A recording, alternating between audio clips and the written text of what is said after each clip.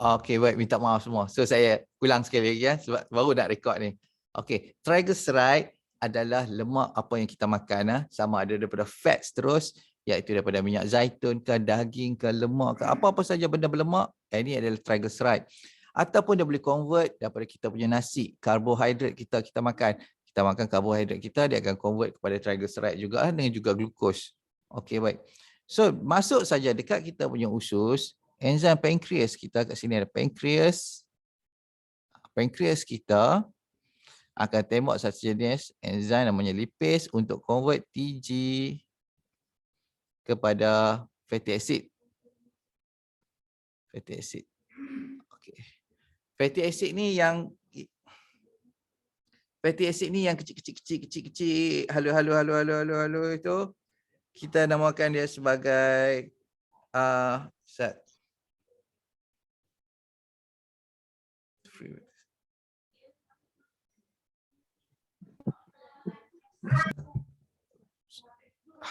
sebab banyak sangat mesej masuk.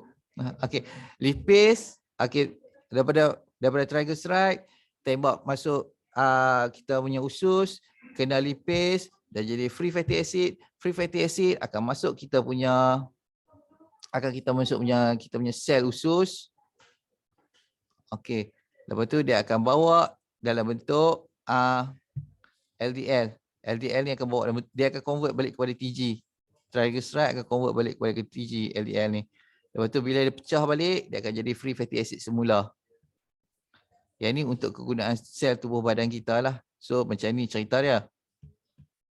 So apa yang kita makan, benda berminyak, berlemak yang kita makan, dia adalah triglyceride ataupun fats yang mana kalau dia pergi kita punya usus, dia akan convert kepada free fatty acid bila terkena kita punya lipase. Lepas tu dari situ dia akan masuk kita punya sel usus, dari situ dia akan convert balik kepada triglyceride, akan dibawa oleh kita punya LDL ataupun bahasa tepat dia orang kata chylomicron, yang mana ini akan digunakan oleh kita punya sel tubuh badan. Dan benda ni adalah sangat-sangat penting untuk kita punya kegunaan tubuh badan. Tubuh badan untuk tenaga efisien, paling efisien adalah pada fatty acid.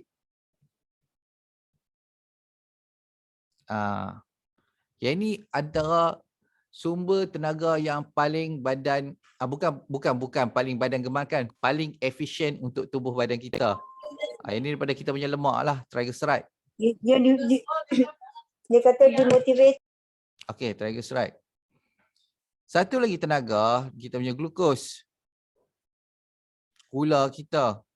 Yang ni most prefer. Dia akan bakar yang ni dulu. Most prefer glukos. Second, yang efisien adalah fatty acid. Kalau kita habis bakar guna kita punya glukos, baru dia akan guna untuk fatty acid. So kalau kita banyak makan benda yang berkarbohidrat tinggi, kita punya fatty acid akan tinggilah. Kita punya triglyceride itu akan tinggilah. So semudah macam tu sahaja. Dan tak masuk, dan kat sini, kalau kita punya LDL tinggi, macam kita praktis MBB ni, LDL dia tinggi, triglyceride dia tinggi. Bermaksud, LDL kita digunakan untuk mobilize kita punya triglyceride. Sebab tu kita boleh tengok kalau orang MBB, LDL dia tinggi, TG dia rendah. Kalau orang tu kuat makan karbo, TG dia tinggi, LDL pun kemungkinan tinggi, tapi HDL dia akan rendah. Ini HDL dia tinggi. HDL tinggi. Yang ni untuk MBB. Yang ni non-MBB lah.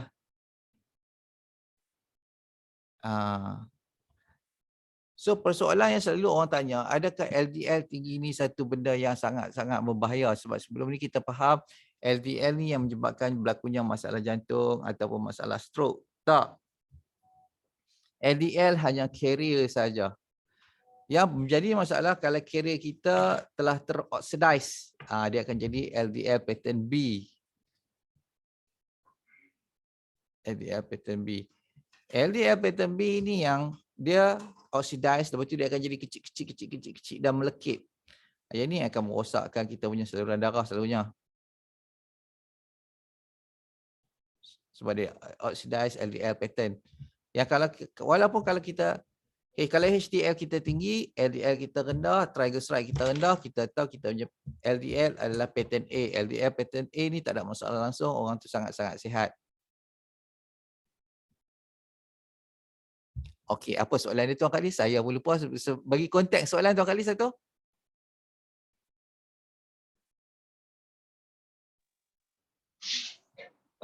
Okey. Yang soalan pertama semalam apa ni? Adakah TG ni melambangkan TG tinggi melambangkan keradangan tinggi? TG tinggi bang. Okey. Yang kedua.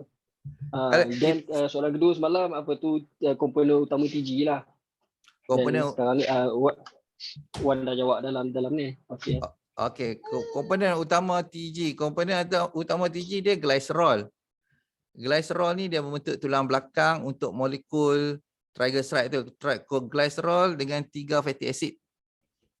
Kat ini terang ni syok sikit, nampak sikit 3 fatty acid. Let's say untuk glycerol dia punya ikatan macam ni ya. HC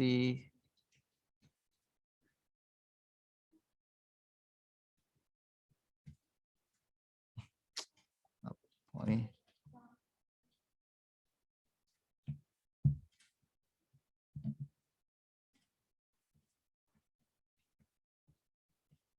Ini glycerol punya molekul. Lepas tu kalau untuk fatty acid pula, Ustaz, saya kena ingat Ustaz, fatty acid punya ikatan. Ni satu glycerol. Untuk 3 fatty acid pula, Ustaz. Kosong.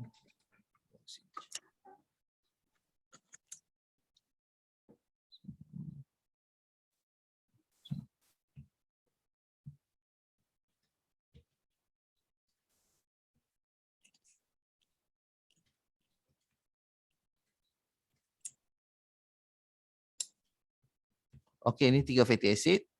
Lepas tu kalau dia campur semua, malas lah sebab orang tak peduli pun nak tahu benda ni. Okey, baik, tak apa. Dia glycerol campur dengan 3 fatty acid, baru dia akan jadi satu triglyceride. Maksud tri itu 3, glyceride tu maksud apa, kita punya glycerol yang ikat dengan kita punya free fatty acid lah. So dia akan membentuk satu triglyceride. So yang bila dia mobilize, dia akan, glycerol ni akan pecah, lepas tu free fatty acid yang ada 3 dalam tu akan tersebar. Tersebar ni maksud dia akan digunakan oleh kita punya sel lah, iaitu triglyceride ni. So kalau adakah triglyceride ni triglyceride tinggi menandakan berlakunya keradangan? Ya, betul.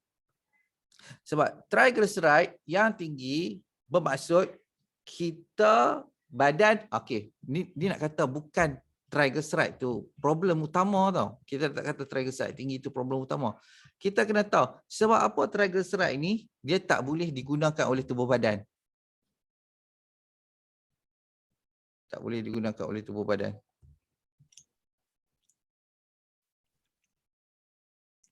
Okey.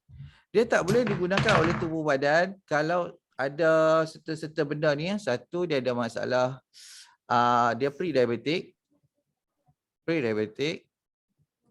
ataupun diabetic,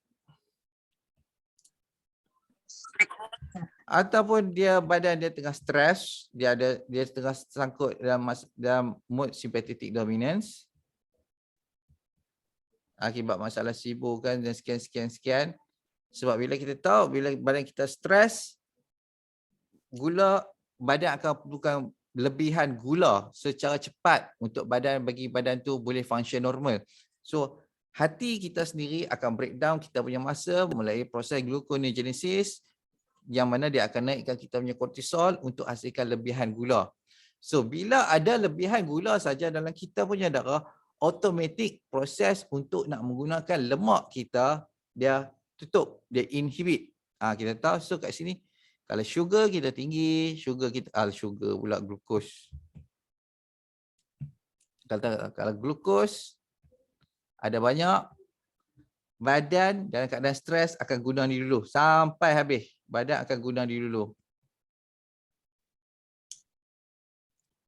Dah habis semua benda ni, baru dia akan guna lemak.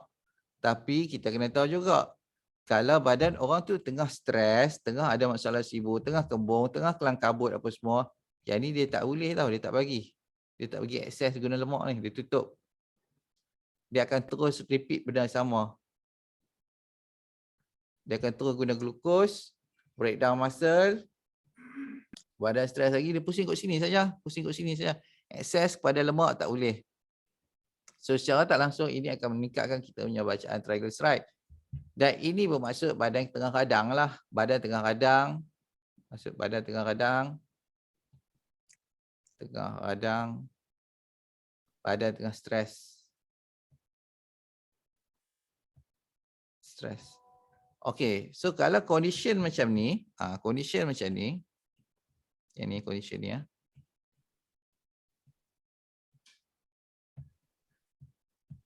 Condition macam ni.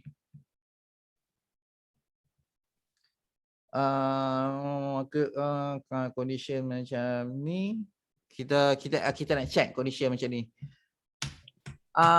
Kita check lah kita punya bacaan HDL. HDL kita akan rendah. HDL kita akan rendah. LDL akan tinggi. LDL ni sentiasa akan tinggi. Lepas tu, yang ni kalau non MBB akan jadi macam ni lah. TG dia tinggi, HDL dia rendah, LDL dia tinggi.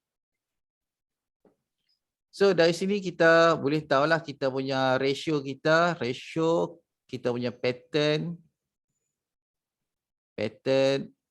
kolesterol kita sama ada pattern A ataupun pattern B. Pattern B ni pattern yang menyebabkan radang lah. Formula dia sedang saja, triglyceride bagi HDL kita nak dia bawah daripada 1.2. Itu sahaja.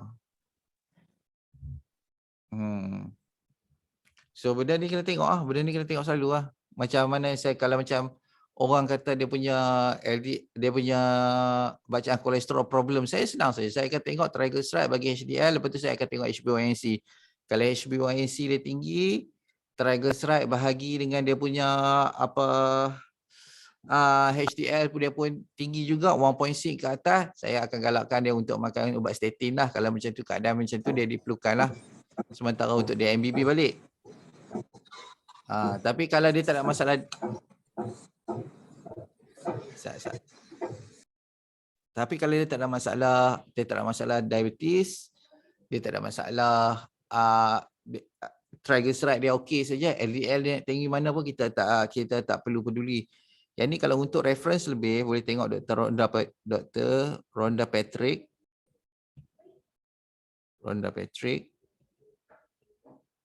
Tengok YouTube dia lah.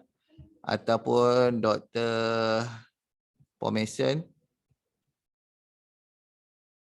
Lepas tu ada seorang Dr. India apa nama tak? Nama India seorang saya pun lupa. Dia ni yang paling depan sekali untuk bab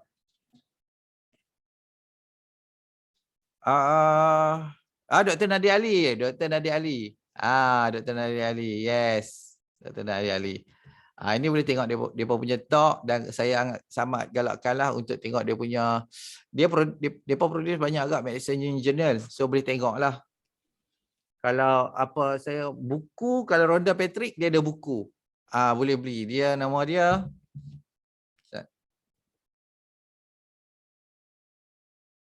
nama buku dia apa dia. Saya share sikit.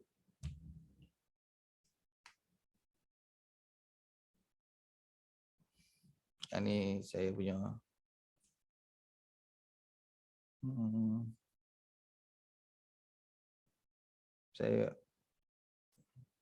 saya tak beli buku ni kot. Saya beli buku ni kot.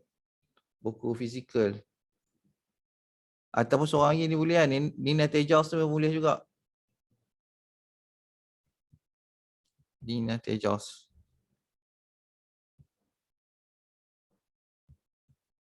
Ni untuk orang takut nak makan daging ke apa semua lah. Sebab masalah kolesterol lah. Dan buku ni dia explain banyak benda. Untuk Dr. Jason Farr pun okey ke? Okey. Untuk The Cancer Code ni pun bagus juga. Buku The Cancer Code. Lepas tu satu lagi buku dia adalah The Diabetes Code. Prevent and Reverse Type 2 Diabetes Naturally. Yang mana semua ni saya dah guna dah untuk MBB lah. So siapa yang praktis MBB ni automatic praktis apa yang Dr. Jason Farr ni ajak lah. Dengan Dr. Nadia Ali ajak, dengan Dr. Randall Patrick ni ajak. Dalam MBB kita dah siap lengkap dah benda ni. Okey, TG sepatutnya antara berapa tuan? Apa pula risiko TG terlalu rendah? Dia tak ada masalah risiko lah. Dia tak ada risiko apa pun. Sebab TG ni dia bergantung kepada kita punya fat adapt. Kita boleh guna apa lemak tu secara elok ataupun tak elok. Dia akan fluctuate, dia akan sentiasa turun naik untuk bacaan triglyceride kita. Contoh macam kita baru makan benda berminyak dan berlemak, lepas tu kita buat blood test kita terus. So bacaan triglyceride akan naik lah, akan tinggi lah. Tapi kalau macam kita berpuasa apa semua, dah dekat 12 jam, lepas tu kita ambil bacaan triglyceride, dia akan back to normal balik ikut badan kita sendiri. Dia akan turun naik, dia sama juga macam bacaan gula kita, dia akan sentiasa turun naik, sama juga dengan bacaan tekanan darah kita, dia akan sentiasa turun naik, sama juga dengan apa orang duk risau apa lagi kolesterol, tekanan darah, apa lagi benda yang turun naik, kita punya suhu badan, semua tu akan turun naik ikut kita punya keperluan tubuh badan. So kalau macam tekanan darah kita naik, dia adalah waktu tu dia ada keperluan. Contoh macam kita ada masalah ini antara benda yang kita kena bagi clear jugalah noh.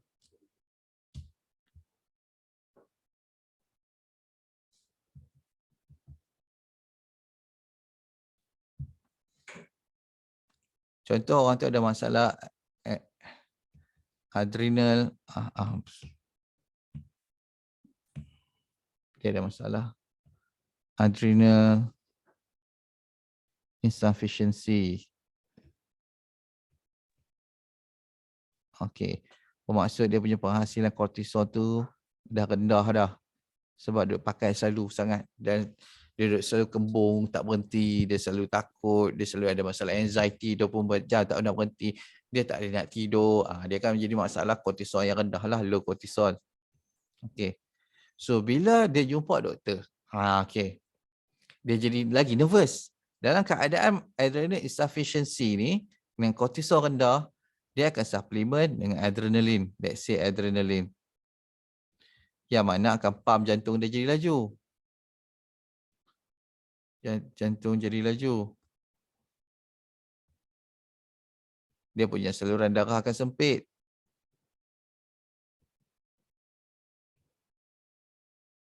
So maksud dia dekat sini, tekanan darah dia akan naik lah.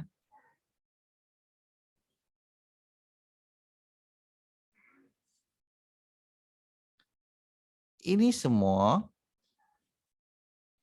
adalah adaptasi tubuh badan terhadap stres.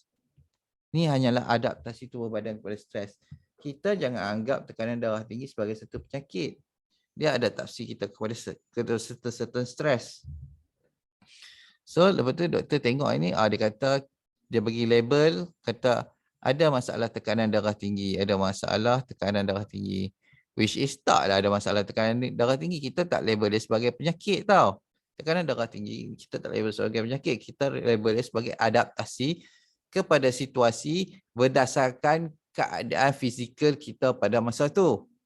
Kalau kita ada masalah adrenal insufficiency, kortisol kita rendah, kita akan bila berhadapan situasi stres, dia suplemen dengan adrenalin, tekanan darah, saluran darah kita jadi sempit, tekanan darah kita naik. Ini perkara normal. Tak memerlukan kita nak makan ubat pun waktu tu, tak memerlukan pun. Sebab bila kita check dekat rumah, tekanan darah okey je. Tekanan darah okey. Okey. Tekanan darah ni juga kita kena tahu. Dia bukannya sentiasa nak 120 bawah 80. Taklah. 120 80 ni even bukan kot bacaan orang umur 60 nak kena sama bacaan dengan umur atlet berumur dia 20 tahun. Satu perkara yang mustahil lah. Ditambah pula untuk orang tua tu umur 50, 60, 70, 80 tu hidup dia sedentary. Dia tak buat apa pun. Hidup dia sedentary saja. Duduk kat rumah, tengok TV, makan.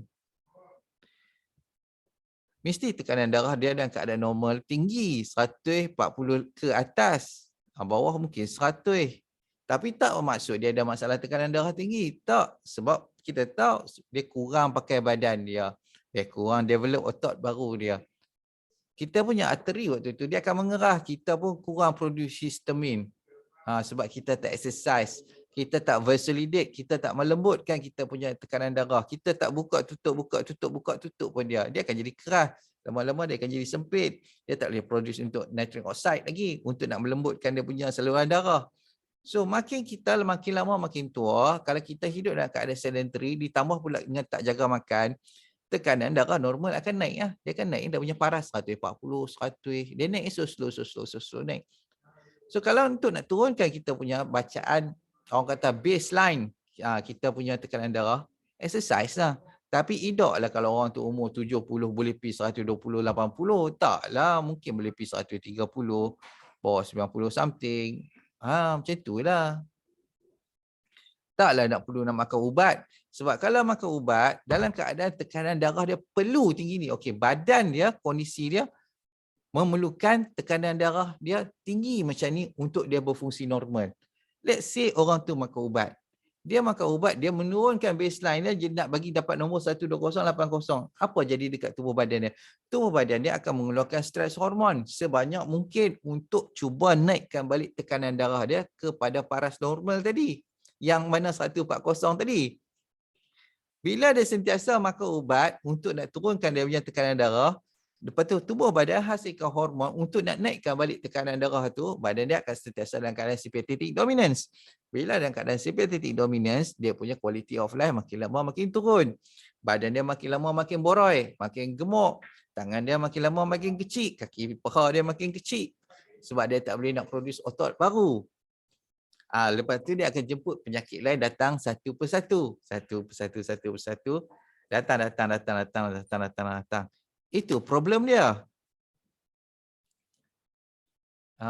Tapi kalau tekanan darah orang tu macam melampau tinggi sangat, let's say kalau dia injury, ada masalah acute tiba-tiba, ataupun dia tiba-tiba kena serangan jantung tak tentu pasal, perlulah untuk turunkan tekanan darah dia secepat mungkin. Tapi kalau orang tu umur dia let's say 60, tekanan darah dia 130, 140. Lepas tu dia boleh berjoging, buat kerja rumah, dia boleh tidur, boleh makan, boleh berak, apa semua, mood dia happy. Tak ada keperluan untuk makan ubat tekanan darah tinggi. Sebab benda tu tak viable lah untuk dia. Kita tak boleh treat untuk semua manusia, budak umur 20 sampai ke 60, tekanan darah dia kena sama. Tak boleh juga nak treat untuk orang umur 60 kepada umur 20, bacaan gula nak kena sama. Lari, dia kena ada lari sikit gap ikut orang tu punya aktiviti fizikal, suplemen dan makanan harian dia. Itu cerita dia, no. So kalau yang mana ada persoalan, mana yang masih ragu-ragu bab tu, tanyalah, no. Assalamualaikum Tuan Azwan.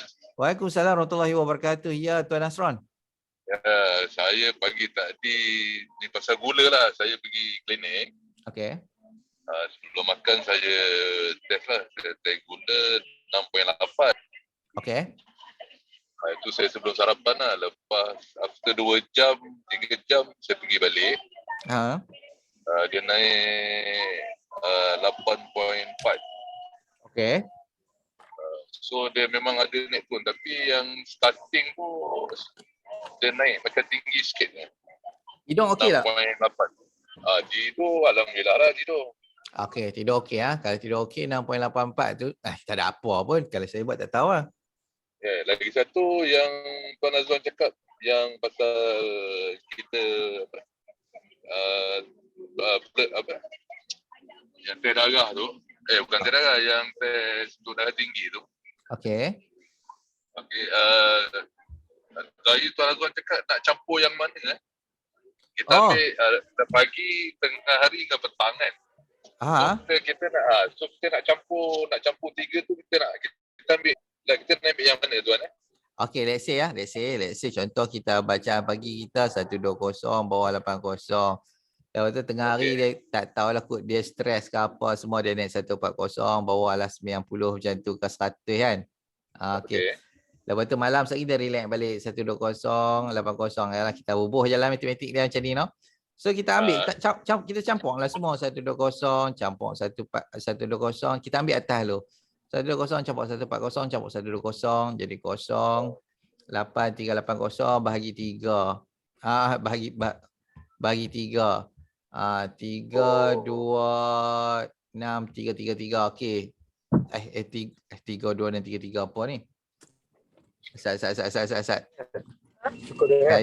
380 bagi 3 1 3 8 2 26 20 126 126. Okey, itu atas. So kita ambil bawah dia.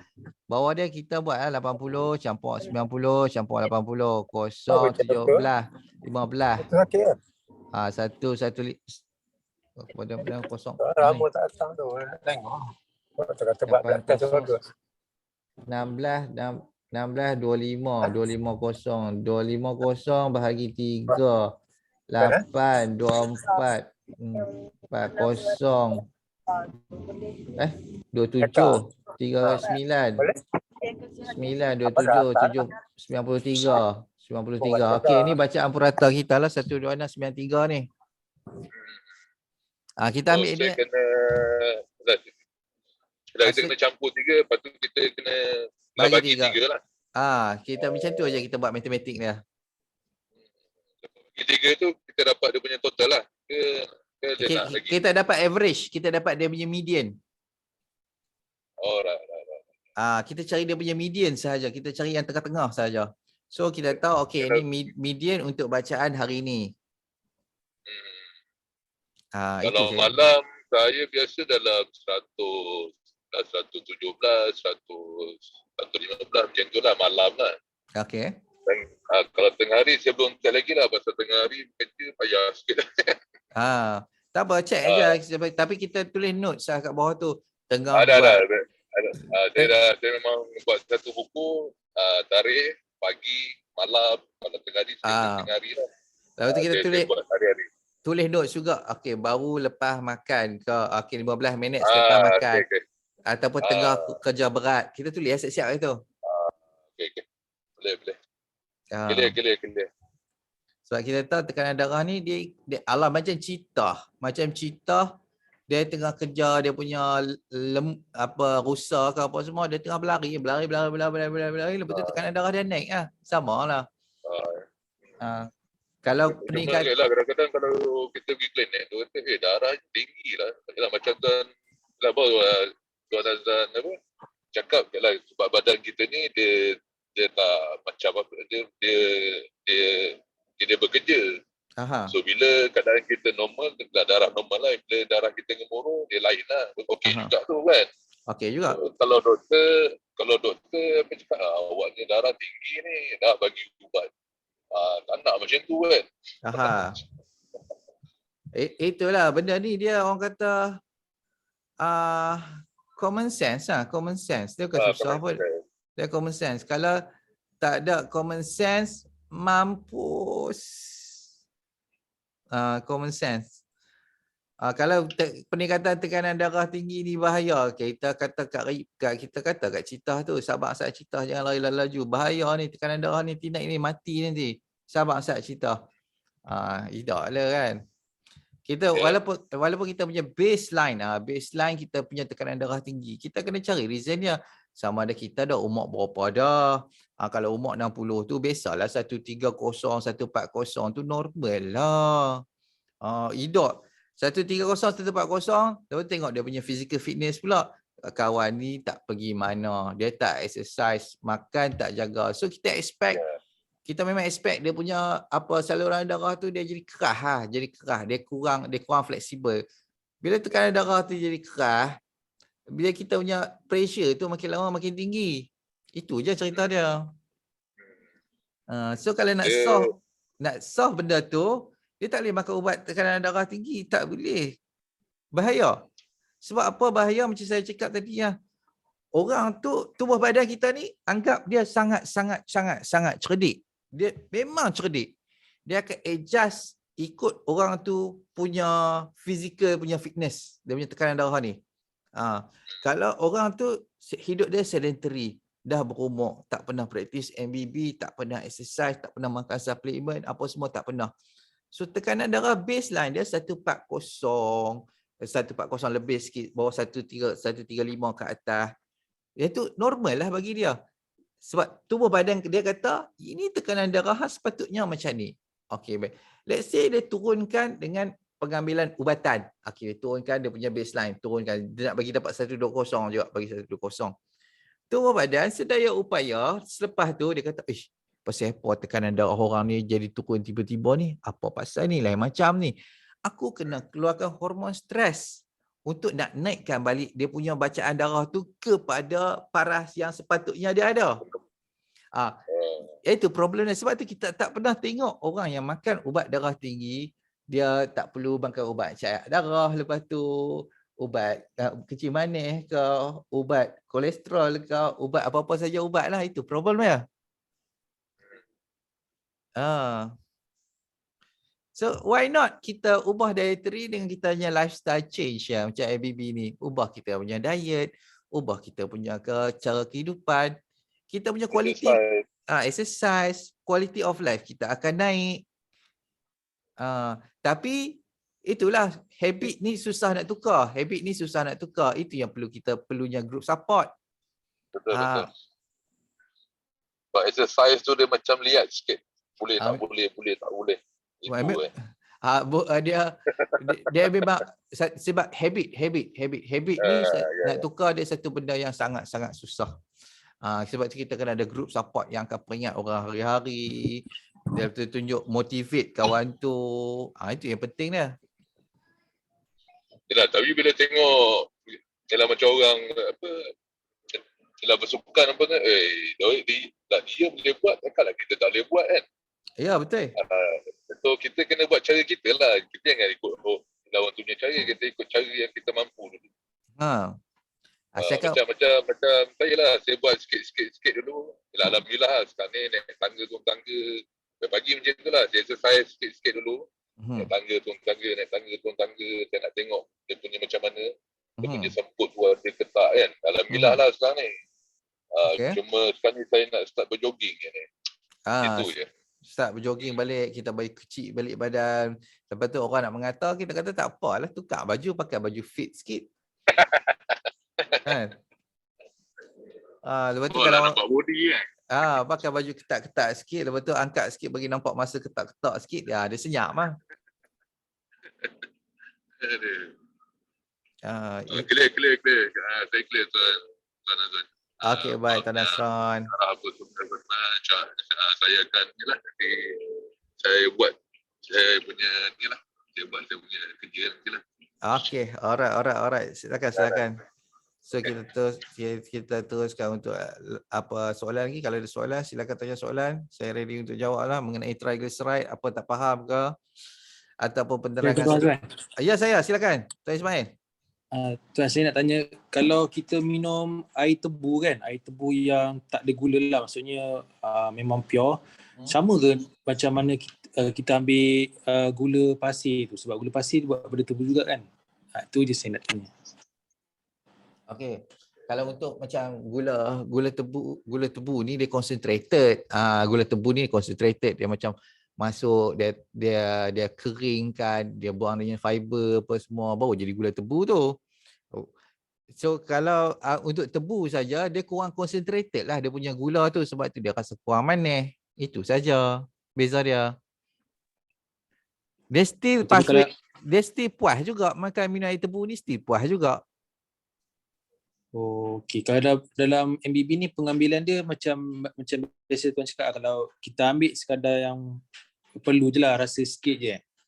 Dia ambil rasa macam dia orang kata dia kena timbang tara lah. Jangan, sebab gula ni salah satu dia punya property, gula biasa ataupun gula biasa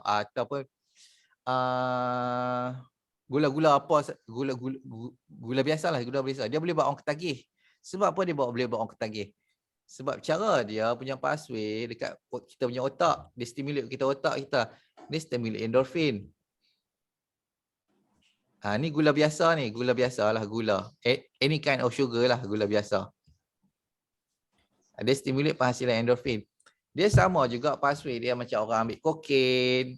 Cuma beza dia dengan kokain ataupun drugs, heroin apa semua ni, ataupun amfetamin ni, ice ni. Beza dia, yang ni selain pada dia stimulate endorfin, dia stimulate satu lagi dopamin. Dopamin dengan keadaan banyak kali ganda lah. Gula pun stimulate dopamin juga tapi rendah lah. Mungkin darab 2 saja, tapi dopamin ni dia macam darab 10 kali ganda lebih. Sebab tu dia create addiction. Gula ni pun create addiction juga. Sebab tu saya kata kalau ambil tu rasa macam nak makan gula, perlu nak makan gula, makan. Tapi kalau macam kita rasa dah berlebih-lebihan tu, kita stop lah, berhentilah. Okay, faham. Betul, satu lagi soalan nak tanya. Tentang glycemic index ni, dia memang berkait rapat dengan gula kan. Lepas tu makanan yang saya pernah dengar, makanan yang tinggi GI ni dia akan buat cepat rasa lapar. Itu je. Memang. Okey, ni soalan best. Memang best soalan Tuan Ismail, memang best, saya suka. Okey.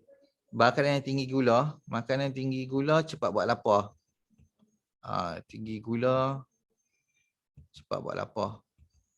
Ya, ini best soalan ni. Sebab apa makanan tinggi gula cepat buat lapar? Sebab dia tak cause satiety, kekenyangan. Satiety. Tapi dia boleh bagi kita kepuasan high. Dia high dengan endorfin dengan dopamin lah. Endorfin dengan dopamin. Tapi dia tak create satiety. Contoh saya bagi. Kalau kita makan kita makan goreng pisang ataupun kita makan cucuk-cucuk petang-petang kan. Kalau makan tu dia tak kenyang pun. Dia akan jadi lapar, nak makan benda lain lagi. Sebab dia hanya stimulate kita punya benda ni dan juga dia tingkatkan kita punya paras insulin. Bila paras insulin kita naik, dia akan mempengaruhi kita punya hormon leptin dengan ghrelin. Iaitu kita punya hormon kenyang dengan kita punya kepuasan makan kita. So bila insulin tu tengah drop, perlu ingat, bila insulin ni spike akibat pengambilan gula ni, let's say tepung yang paling tinggi GI sekali, tepung gula ni tinggi GI, tepung paling nombor 1 sekali. Dia akan spike kita punya insulin macam roket. Time dia crash tu, dia akan kata dia crash, dia bukan crash biasa-biasa tau, dia crash laju juga, dia naik laju, dia crash pun laju. Bila dia crash laju, orang tu boleh kena macam-macam, rasa lapar sangat, nak marah orang lah apa semua. Itu problem lah. Tapi compare kalau dia makan benda protein ataupun lemak, dia punya insulin dia tak kacau banyak. Insulin dia naik sikit saja, zup, turun balik. Sebab tu kita kadang-kadang makan untuk lemak dengan daging ni, dia tak boleh trigger kepuasan macam makan benda bertepung. Ini problem utama sekali, especially untuk orang yang praktis MBB ni. Dia makan daging, makan nasi, dia akan banyak nasi. Dia akan banyak nasi, lauk dia akan sikit saja. Sebab dia nak kejar dia punya high gula tu. So cara dia adalah kita kena turunkan dia punya paras insulin level dia back to normal balik secara perlahan-lahan. Iaitu dengan kita kurangkan dia punya nasi, portion nasi dia tu perlahan-lahan dan tambahkan lemak, daging, ayam, telur apa semua ni secara perlahan-lahan, bagi banyak dan kurangkan dia punya jumlah karbo perlahan-lahan. Macam tu cara dia. So maksudnya makanan yang karbo ni dia tinggi Tuan Azwan? Apa dia? Makanan karbo ni dia GI memang tinggi Dia depends dengan karbo jenis apa. Lagi tinggi karbo tu jenis macam simple sugar, lagi tinggi GI dia. Contoh kalau macam contoh kita ambil brown rice dengan white rice biasa kan. Brown rice GI dia lagi rendah daripada simple dengan jenis white rice yang kena polish ni, beras polish ni. Sebab apa? Sebab dia ada fiber. fiber ni akan mengurangkan dia punya GI. Oh, Sebab fiber ni dia akan combine dengan glukos tu menyebabkan dia jadi gula slow release. Dia bukan so orang tu dia boleh bertahan lapar ataupun kenyang tu dalam tempoh jangka masa yang lebih panjang daripada beras biasa ni. Oh, okey, faham. Dan itu hanya relevan dengan orang yang tengah badan stres. Tengah badan stres betul kan. Lepas tu dia kata dia nak praktis IF, tapi dia kata tak boleh. Sebab kalau dia tak makan ikut time nanti macam 2 jam sekali apa semua, badan dia cili kembung teruk. Bolehlah untuk introduce untuk jenis kena makan jenis beras putih ni dulu. Kena makan beras putih, lepas tu slow transaksi kita buat transition dia kepada beras ni, beras koko ni, beras perang orang panggil. Tu kalau macam orang yang biasa kata hypo tu ada berkaitan dengan semua benda ni lah tuan. Hypo adalah mustahil kalau orang tu tak ambil ubat kencing manis. Dia mustahil. Hypo hanya berlaku pada orang yang ambil ubat kencing manis. Dia adalah mustahil berlaku hypo dekat orang yang tak ambil ubat kencing manis. Jadi orang yang tak ambil ubat kencing manis ni dia tak akan kena hypo lah. Tak akan kena, mustahil. Oh, okey. Mustahil sebab badan dia sendiri akan produce gula. Time dia nervous, time dia takut, liver dia tu sendiri akan breakdown dia punya muscle untuk produce sugar.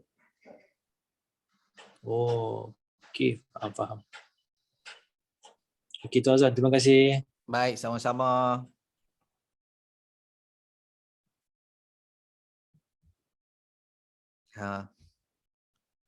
Okey, baik. Kalau ada soalan, silakan tanya soalan. Kita hari ni bab triglyceride bab triglyceride. Kalau ada soalan bab triglyceride, silakan. Ataupun bab apa-apa saja pun silakan. Kalau ada keraguan lagi. Okey, saya tanya. Bagaimana pula yang total kolesterol tinggi? TG rendah, adakah badan masih tak boleh guna lemak dalam badan? Tak, bukan. Untuk Kak Anissa, kalau kita punya LDL kita tinggi, tapi TG kita rendah, maksud badan kita fat adapt tau. Lagi banyak macam lemak kita makan, badan kita akan memerlukan LDL yang lagi banyak untuk nak transport lemak-lemak yang kita makan untuk kegunaan sel kita. Semudah itu saja. Sebab triglyceride antara vehicle dia adalah LDL punya lipoprotein, LDL low density lipoprotein lah. Dia perlukan kenderaan dia untuk bawa masuk kita punya sel dalam kita punya darah kita ni. Dia bawa kenderaan dia. Sebab triglyceride dia tak ada travel dalam triglyceride ni, lemak fats ni dia tak boleh travel dalam darah sesuka hati. Dia tak boleh bercampur dengan air, dia tak boleh bercampur dengan darah. Kalau dia bercampur dengan darah, dia akan bergumpal jadi macam orang kata, macam wax, macam lilin tu. So dia tak boleh. Sama macam kita ambil air, lepas tu kita letak minyak atas tu kan, dia terapung atas tu kan. Dia tak boleh campur. Sebab tu dia perlukan LDL ni untuk carry dia ke seluruh tubuh badan kita. So kalau menjawab TG rendah, kalau TG rendah selalunya LDL dia akan naik. Sebab orang tu badan dia fat adaptive, maksudnya tubuh badan dia dah adapt untuk nak menggunakan lemak sebagai sumber tenaga, badan dia dah tak stres. So tak adalah menjadi triglyceride dan darah dia tu naik. Itu sajalah. LDL tinggi, kalau LDL kita tinggi, triglyceride pun tinggi juga. Ini bermaksud kita makan lebihan karbohidrat. Kita ada banyak ekses glukos. Yang maksud tubuh badan kita akan menggunakan glukos tu dulu sampai dia habis, baru dia akan gunakan untuk dia punya fats ni. Tapi kalau orang tu keadaan sympathetic dominance, badan dia sentiasa hasilkan glukos, dia tak akan ada masa untuk nak guna energi daripada lemak dia ni. So TG tu naik lah. Saya tanya berapakah paras kolesterol para atlet sukan profesional, refined karbo, kompol tinggi, so tinggi lah karbo proses ni. Saya pun tak tahu Tuan Razman, kena pergi buat blood test depa. Ada limit tak makan daging? contoh seminggu 5 kali max ke, atau tak ada masalah hari-hari makan daging lemak, tak ada masalah langsung, makanlah, tak ada masalah pun.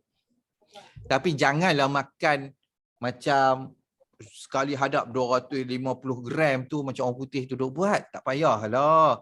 Tak perlu pun, yang tu terlampau banyak. Orang kata in moderation, semua in moderation. Makan sekali 250 tu jenuh ha. Assalamualaikum Tuan. Waalaikumsalam, ya saya. Tuan, akak nak tanya yang tentang akak yang pasal TG dengan LDL tu. Kan akaknya dia meningkat. Macam akak dengar Tuan cakap ni seolah-olah macam akak ni terlebih kabur. Itulah, itu sebenarnya live ni untuk akak juga. Itulah, akak duk faham, duk dengar daripada awal tu. Maknanya akak ni, dekat akak ni terlebih kabur. Terlebih kabur. Tengok, sebab TG naik. Ya kan, TG naik, LDL naik kan. Sebab tapi dengan apa jumlah karbo yang akak ambil itu memang banyak tu yang akak selalu kata akak risau lah. Tapi sebab oleh kerana suruh sampai rasa puas dan kenyang, akak memang rasa akak perlu ambil karbo banyak. Rupanya akak ni jenis ada orang agaknya manusia ni dia jenis kuat makan. Macam perut dia tu masukkan dia belum rasa puas. Sekarang ni akak cuba. Dia senang sebab akak nak kejar high gula tu. Maksudnya? Akak tengah kejar akak punya kepuasan high gula tu. Akak dah terbiasa macam tu dah, so akak dia jadi macam ketagihan terhadap benda tu. So kita sekarang ni kita cuba reduce ketagihan dia tu secara perlahan-lahan. Dengan kita buang suplemen ubi dulu. Okey. Tapi nampak ada improve lah, ada turun sikit lah. Dia dah turun lah. Cuma maksudnya nasi tu macam okey, cara akak masak nasi tu. Cara akak masak nasi tu adakah dia juga mengganggu akak punya penghadaman? Itu cara akak masak nasi, akak yang tambah minyak kelapa darah tu saya kata tak payah buat lah, buat macam biasa, macam orang normal biasalah. Akak masak nasi biasalah masak nasi biasa.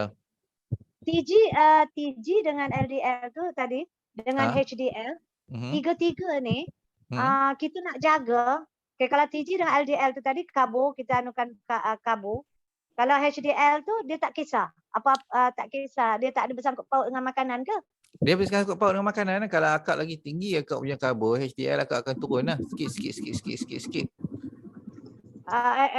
HDL tu dia eloknya dia naik ke dia turun? HDL tu elok dia naik. HDL ni apa fungsi dia? HDL dia untuk recycle balik kita punya nak recycle kita punya ni kolesterol daripada kita punya tubuh badan pergi hati balik. Dia macam pembawa lah. Dia orang kata dia macam kerja dia macam bersihkanlah mana-mana tinggal seki-baki tu, dia tu kerja dia lah. Jadi kalau kita nak jaga TGL, LDL, HDL ni supaya dia maksudnya tak membahayakan pada diri, apa yang kita perlu elakkan? Elakkan. Jadi kita keep simplify. Untuk akak saya akan simplify saja. Akak reduce untuk pengambilan kuih dengan ubi. Itu saja. Okey. Sebab akak fikir akak dah makan macam ni, cuma akak rasa agaknya bila akak dengar ni aku ni banyak sangat karbo ni, maknanya terlampau. Kita nak tahu badan kita ni dah terlebih ambil macam mana Tuan masa kita makan tu? Dia terlebih ambil susah juga nak tahu, sebab kalau baseline dia macam ni lah. Contoh orang tu hisap dadah kan, dia ambil kokain lah. Awal-awal tu dia ambil, dia rasa puas lah, dia ambil sikit saja dia rasa dah high dah. Tapi lama-lama threshold untuk nak dapat kepuasan macam sebelum ni, dia makin lama makin meningkat, makin lama makin meningkat. So lama-kelamaan dos tu yang diperlukan untuk nak capai puas macam first tu, sedar tak sedar dah banyak dah. Dia sama juga macam kita punya pengambilan karbo ni. So sekarang ni kita nak mengurangkan akak punya keperluan untuk akak nak mencapai kepuasan dia ni. So akak kena kurangkan karbo akak perlahan-lahan. Jangan kurangkan secara mengejut. Akak kurangkan secara perlahan-lahan. Lepas tu selalu cek gula lah pagi-pagi tu. macam tadi akak sebab ada ramai ni kan, jadi akak pun ambil lah, maksudnya ambil sarapan lah sebagai sarapan lah tadi, tapi akak tak ambil Auffi tau. Akak apa sebab Auffi tu akak nak di petang. Ya. Hello? Ya. Okey. Akak tadi pagi akak tak ambil nasi.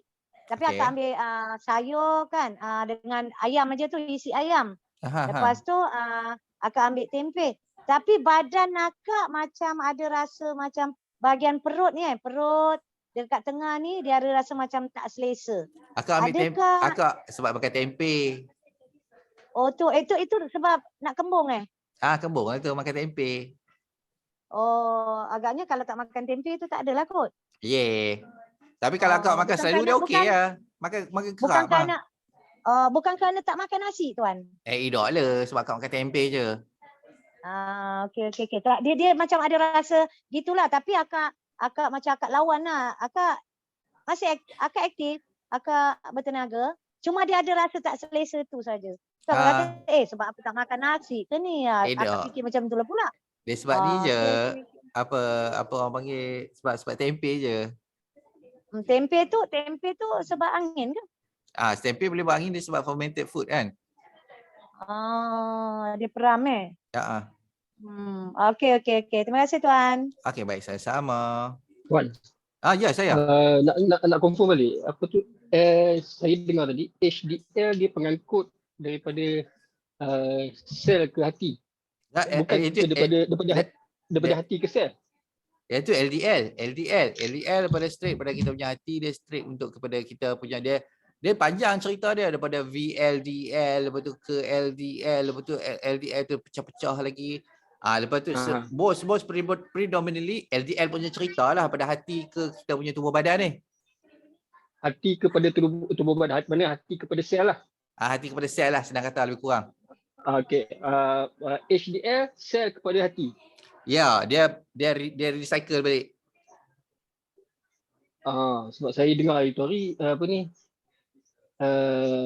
HDL daripada hati kepada sel. Saya mungkin saya terbalik kot. Terbalik lah. Dia LDL dulu, lepas tu baru HDL. Kalau tak salah saya lah.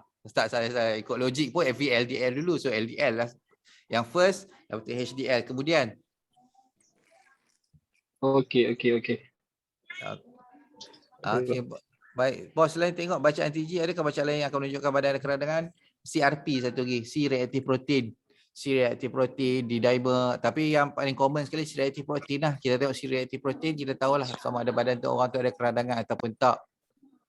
Tapi dia ada banyak juga. C-reactive protein ni kena pandai interpret lah. Sebab tu kita perlu tahu cara kehidupan dia. Kalau dia macam baru duk workout ke, C-reactive protein ni akan tinggi. Kena tengok dulu dia workout tu kalau dia selesa ada kacang ke, baru C-reactive protein dia akan drop. Yang ni kena tengok secara menyeluruh lah. Tapi kalau hidup dia sedentary saja, tak buat apa, C-reactive protein dia tinggi, okey, maksud dia memang betul-betul ada inflammation lah. Yang chronic inflammation maksud. So kalau macam kita exercise, kita create acute inflammation. Itu tak ada masalah, CRP kita naik tak ada masalah. Tapi kalau macam dia hidup sedentary, dia tak buat apa, kerja tengok TV, makan tidak, tapi C-reactive protein yang tinggi, ada maksud ada chronic elevation lah. So itu kena buat check benda-benda lain lagi lah kalau macam tu. Tepung ni kuih kek pastry simple process cup. Kak Anissa, saya makan daging sekilo, daging seminggu, buat selang sehari lebih kurang macam tu. Dah 2 tahun duk buat macam ni. Okey saja, tak ada masalah.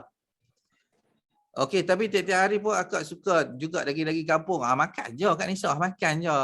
Okey, Kak cuma tanya Tuan Azlan, sejak ke belakang ni kenapa bila makan lemak je jadi macam muat yang pening sikit? Mungkin akak punya intake lemak tu lebih pada biasa. Itu saja, sebab kita punya gallbladder kita ni dia ada limit. Dia ada limit. Dia bukan boleh infinitely kita boleh makan banyak sangat lemak, tak boleh. Dia ada limit. Sebab dia nak bantu untuk hadam dia adalah kita punya gallbladder juice dengan lipase punya enzim dekat kita punya pankreas. Kalau kita hari-hari pagi petang duk balun lemak non-stop dengan kuantiti yang banyak, sampai satu masa susahlah nak hadam lemak tu. Itu je ceritanya noh.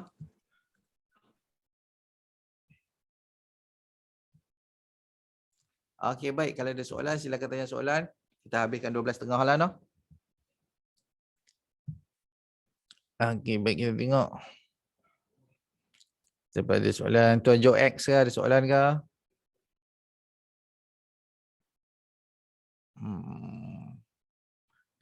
Cik Noh macam mana Cik Noh hari ni? Sihat Cik Noh? Okey. Tuan nak tanya, kalau semua okey dah, rasa sihat dah badan, kepala melayan tu dia on off ke? Dia akan on off ikut kita punya makanan. So dia sama ada kita ada masalah, ada sikit-sikit lagi kita tinggal untuk kita punya silent reflux, iaitu reflux masa tidur tu. Bangun tu dia nak pening sikit, dia akan membawa benda ni sampai ke tengah hari. Ataupun kita baru introduce makanan yang tinggi histamin. Contoh baru kita makan tinggi histamin ni, saya simpulkan kepada benda-benda peram lah. Contoh macam belacan, jeruk, perkasam, benda-benda jeruk lah, benda tinggi histamin. Kita baru nak introduce dalam kita punya diet, ya betul dia akan jadi pening. So cara untuk nak selesaikan masalah ni, kena exercise lah, exercise banyak sikit. Sebab kita nak tingkatkan kita punya penghasilan diamond oxidase dekat kita punya usus, supaya mudah untuk kita nak hadam makanan-makanan probiotik ni. Itu cerita dia. Abang Azizul, jangan tidur. Okey, dah tak Fak cakap. Jangan tidur tu. Okey, baru baca artikel pasal kolesterol atlet. High cholesterol in endurance is possible, however the opposite is usually true in very active nature. To be clear, regular aerobic exercise increase HDL or good cholesterol and decrease is very depending on person health. However, high level training combined with high fat may reproduce a different result.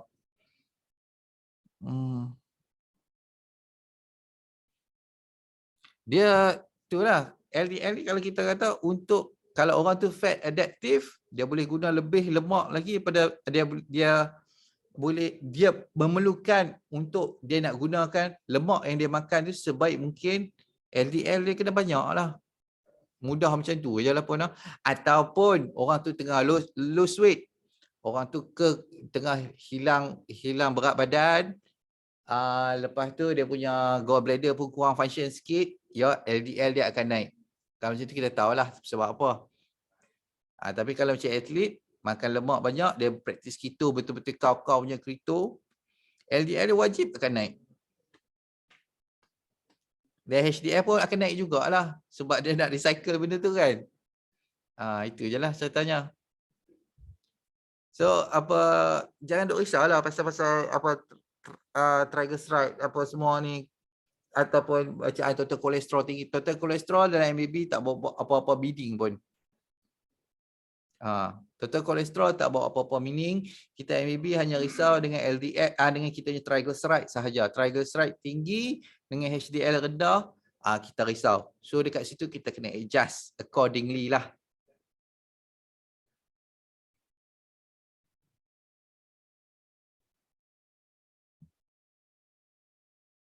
So benda ni macam mana pun dia kena knowledge lah. Knowledge dengan kita punya, orang kata, istiqomah dan praktis tu. Kod kalau ada keliruan, boleh rujuk balik Dr. Paul Mason, Dr. Nadia Ali dengan Dr. Rhonda Patrick. Boleh rujuk balik.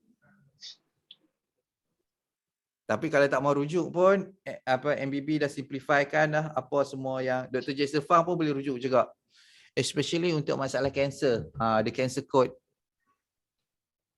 Ya, itu bermaksud kanser ni dia bukan masalah genetik, tapi more tu masalah makan saja. Boleh juga nak kata masalah genetik kalau dia macam ada gene mutation, contohnya APOE4. Okey.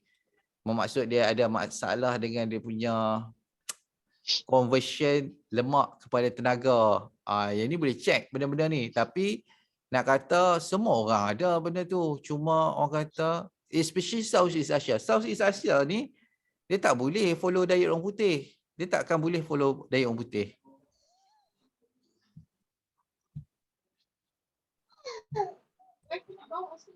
Okay, baik. Kalau ada soalan, silakan tanya soalan.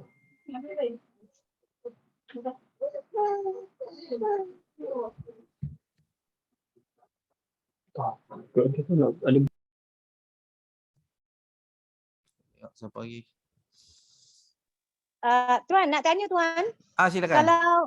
Kalau kita makan suplemen, dia tak tentu waktu. Kadang pagi, kadang petang, kadang malam. Boleh? Dah tak ada Dia tak ada masalah. macam Okey je. Dia suplemen nama pun macam makan makanan macam tu lah. Maknanya kita adjust sendiri tak apa Tak ada masalah. Okey, nak tanya tu lah. Dan kalau makan macam satu hari tu semua kita ambil pun tak apa. Tak ada masalah, ikut badan lah. Kalau badan okey. Dia punya dos dia pun ikut badan juga. Ikut badan lah, ikut badan. Semua ikut badan lah. Semua kalau ikut badan. agak-agak kita maknanya bukan maksudnya ada macam biasa tu kan kalau suplemen kan okey tetap 2 hari satu hari mesti ambil pagi, lepas tu ambil 2 biji ke 4 biji ke, dia ada dos dia baru jadi. Ni macam suplemen MBB ni dia tak ada, ikut aje lah suka hati Dia memang ikut badan. Atau Suplemen ni macam mana pun dia kena ikut badan orang tu. Dia bukan semua badan orang sama tau. Jadi kena clear, kita kena adjust ikut kita punya keperluan tubuh badan. Tak boleh lah kalau kita nak ambil terus ambil macam dos, macam full dose apa semua, ikut orang lah, ikut orang. Yalah kebanyakan suplemen tu dia bagi arahan dos tu je lah. Ataupun dia ambil sikit-sikit, lepas tu kena maintain macam tu aja, barulah dia improve. Jadi ikut ni lah, sebab tu kita ada dietec apa semua, untuk kalau ada problem kita beritahu. Maknanya macam MBB-nya suplemen ni kadang bolehlah ambil ikut macam satu sachet, kadang kenalah kurang, maknanya individu tu lah. Kita tak bolehlah kata mesti satu hari satu sachet, mesti setiap hari. Tak adalah, kita tak boleh cakap macam tu lah. Tak boleh lah, kalau macam ada orang yang perlukan lebih pada satu sachet, contoh macam dia perlukan vitamin D lebih lagi kan. Dia kata dia makan vitamin D ni dia perlukan 1 sachet setengah, macam Abang Azizul baru rasa badan dia jadi champion. Ikut dia, Abang Azizul rasa condition dia makin improve, dia makin boleh perform, okey, tak ada masalah. Ada maksudnya ikut sendiri tu dia tak ada limit ke? Dia boleh makan ikut suka ke? Bukan boleh makan ikut suka, dia datang kena dengan dia punya pengetahuan dengan knowledge lah. Dia datang pengetahuan dengan knowledge. Sebab tu pentingnya MBB ni kita duduk educate orang pasal berapa banyak boleh makan, vitamin C ni macam mana, vitamin D ni macam mana, bagi orang tu faham lah. Macam mana kita nak tahu yang kita perlukan? Okey, kalau kata vitamin D kita perlukan satu sachet, atau vitamin D masa ni kita perlukan suku sachet. AOP juga macam mana kita nak tahu tu bahawa kita keperluan kita tu. Okey, kita tahu untuk vitamin D, untuk macam Happy D ni dia 7,000 IU saja. 7,000 IU ni sebenarnya orang kata dos nak kata dia bukan dos banyak pun, dos cak ayam je pun 7,000 ni. Standard average 10,000. Tapi disebabkan Malaysia ni punya penerimaan ataupun kesedaran pasal keperluan suplemen dan dosage yang banyak sangat, ni mula nak geram ni kan bila cakap ni kan. Disebabkan oleh KKM yang slow dan lembab ni, dia masih tersangkut pada zaman dulu punya, yang mana dos 1000 vitamin C 1000 mg itu dah terlampau banyak dah. Ini akan merosakkan buah pinggang. Allah, lemah. Dan sama juga macam ni dia pun tak kacau lagi untuk vitamin D, tapi tak lama lagi dia kacau lah. Dia kata dos 1000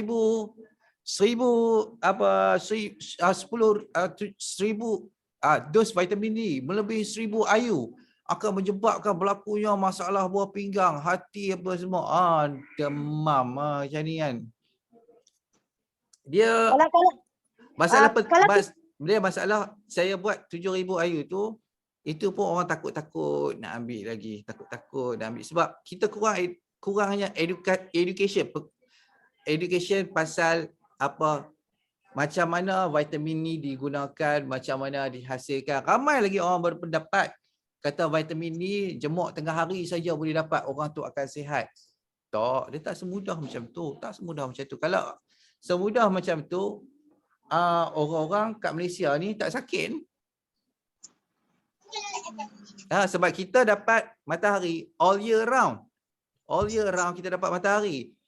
Benda yang dia pakai, knowledge yang dia pakai, kebanyakan KKM dia duduk pakai adalah knowledge daripada orang putih punya literature yang dia translate bulat-bulat, lepas tu dia guna untuk orang Malaysia ni. Memang terbalik lah. Tak boleh lah macam tu. Sekarang ni seolah-olah macam kita ni kena jadi doktor pada diri kita tuan, suplemen ni. Jadi itu yang akak kata, macam akak masih tak faham lagi. Okey, vitamin C ni aku nak kena ambil tiap-tiap hari ke? Okey, berapa banyak ke? Maksudnya penanda aras dekat badan ni macam mana yang menyatakan okey hari ni aku kena ambil vitamin C 1 sachet. Okey, hari ni aku tak perlu vitamin D. Macam mana tu? Dia vitamin C tu yang saya buat tu adalah vitamin C, orang kata vitamin C kompleks. Senang kata vitamin C kompleks. Dia penuh dengan faktor P, J, K, lepas tu vitamin dengan mineral daripada ekstrak lah. Vitamin C saya letak sikit saja. Saya letak 250 mg saja pun, sikit saja. Itu ascorbic acid. Vitamin C, kalau kita minta beli suplemen ke apa semua, dia hanya bagi ascorbic acid. Ascorbic acid ni bagus jugalah. Tapi dia kata setakat kulit ajalah, kulit vitamin C. Faktor P, faktor J, faktor K untuk kita punya tumbuhan, itu ikut je kita pertumbuhan otot kita, untuk kita punya develop kita punya lung kita, untuk kita punya vitamin dan mineral kosong, zero, none. Sebab tu saya combine dengan grapeseed extract, echinacea apa semua tu untuk completekan satu vitamin C untuk tubuh badan manusia secara harian. Itu saja. Dan benda ni dia mustahil untuk nak jadi overdose. Mustahil lah nak jadi overdose. Impossible. So dia kalau ambil satu hari tu, ambil satu secet tu cukup lah. Ikut orang tu, kalau dia nak ambil 2 secet pun boleh, tak ada masalah lah. Cepat sikit saya kaya. Bukan masalahnya orang yang ada masalah penghadaman ni tuan, dia mampu tak mampu tu, akan nak tahu bahawa kemampuan akak tu okey. Dia senang. Dia jadi cirit. Dia bukan, dia suka angin. Kalau angin tu tak ada masalah, angin tu sebab kita ada kemampuan lagi untuk nak ada serta benda dalam tu, itu saja. Introduce hari-hari dia okey ya, tapi introduce sikit-sikit lah, slow sikit. Lama-lama okey ya. Ada orang tanya, dia kata kalau dia makan sikit-sikit suplemen ni, adakah boleh badan dia boleh improve tuan? Of course boleh. Semestinya boleh. Cuma ambil masa je lah. Suplemen yang semua yang saya buat ni, kalau orang tu makan okey, dia betul-betul jaga makan, badan dia tak dalam keadaan spastic dominance, sihat sejahtera. Lepas tu dia tak pulun lah. Maksud dia tak pulun lah untuk dah buat fitness. Kalau pulun buat fitness, perlu ambil suplemen. Tapi kalau dia tak pulun untuk buat fitness, tak perlu pun ambil. Tapi kalau orang tu dalam proses fasa recovery, dia nak jadi better, disebabkan dia punya digestion dia slow, sebab tu kita pecah-pecahkan benda ni dalam bentuk mudah hadam untuk dia dapat khasiat tu. Itu aja cerita dia. Okey, faham. Okey, faham. Terima kasih tuan. Baik, sama-sama. Contoh kalau macam orang tu ada masalah digestion teruk, daging pun dia tak boleh nak proses, perlu dia ambil untuk beta-in hydrochloric punya acid, dia telan sambil makan daging untuk nak kick start badan dia tu bagi okey balik. Itu je cerita dia. LDL tu dari segi kardio menyebabkan sumbatan pada salur darah. Dok. Okey. Dia benda yang mana kita dengar dulu cerita kan. Kalau LDL ni tinggi, dia akan buatlah dia tunjuk kita punya saluran darah macam tu. Lepas tu lama-lama tu LDL tu dia akan berkumpul jadi plak. Lepas tu tersumbat saluran jantung. Selalu macam itulah cerita yang kita faham. Dan best cerita tu, antara marketing yang terhebat lah syarikat pharmaceutical ni buat. Simple to understand. Orang pun takut benda tu. Memang best lah marketing tu. Saya pun harap boleh produce apa benda yang senang difahami macam tu satu hari nanti. Tapi cerita dia jauh panggang pada api, tak sama langsung. Nah, apa yang menyebabkan berlakunya orang kata macam jantung tersumbat, saluran jantung tersumbat. Dia macam mana pun dia kena ada kecederaan dahulu dekat saluran darah tu, saluran darah ke jantung tu, dia kena ada kecederaan. Okay, let's say akibat glycation. Glycation akibat LDL tu sendiri, dia kecil. Dengan tambah dengan high pressure pula dekat situ, okay, dia luka sikit. Okay, dia luka, LDL akan pergi rawat dekat situ. Okay, dia rawat, dia akan bawa masuk lapisan endothelial layer. Lapisan atas kulit kita punya arteri tu. Kecil, nipis lah. Makin lama benda tu, kalau kecederaan masih berterusan secara kronik, okey, dia akan sumbat kita punya LDL, kolesterol dekat situ. LDL akan bawa kolesterol kita, triglyceride dekat situ lah, lemak ni. Dia akan bawa sekali macam-macam, kalsium ke apa, segala benda, vitamin dengan mineral untuk repair kawasan damage tu. So dia pergilah, lama-lama dia jadi satu gelembung macam tu. Gelembung dekat kita punya kawasan bawah kulit tu. Lama-lama lagi dia ruptured benda tu. Bila dia ruptured saja sebab benda ni fats. Dia bentuk, dia akan jadi macam wax bila kena darah ni. So dia automatic block. Macam tu cerita dia. Ataupun dia menyebabkan masalah stroke. Sebab bila benda tu ada gelembung dan kita saluran darah, dia akan jadi thrombus. Macam kita tengok sungai kalau ada batu dua kat sini, dia akan ada putaran air kat bawah tu. Dia akan ada putaran air kat bawah tu. Putaran air bawah ni kalau darah, dia akan makin lama, dia akan makin mengerah, lepas tu dia start jadi darah beku. Lepas tu dia boleh travel ke kita punya otak. Disebabkan otak kita punya saluran darah dia kecil-kecil halu-halu, dia boleh jadi stroke. So itu je lah cerita dia. LDL tinggi, dia tak ada kaitan pun dengan masalah berlakunya masalah jantung.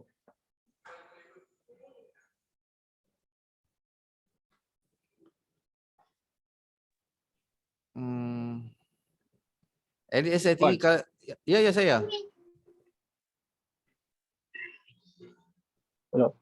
Hello ya saya. Okey. Saya pernah dengar ada orang ambil vitamin D sampai 20,000 IU. Okey. So okey ke? Dia kalau ambil secara tiba-tiba tu kurang cerdik lah. Dia memang allergic teruk lah lepas tu.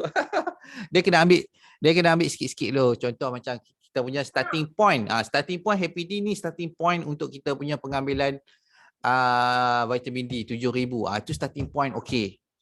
Yang mana kat pasaran selalunya rata-rata 1,000 saja. Rata-rata 1,000 saja. Kita buat 7,000 starting point sangat cantik lah.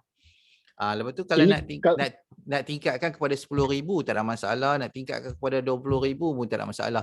Tapi kena sentiasa macam 3 bulan kena check lah kita punya vitamin D punya level dalam darah kita sama ada dah sampai ample dan mencukupi ataupun tak lagi.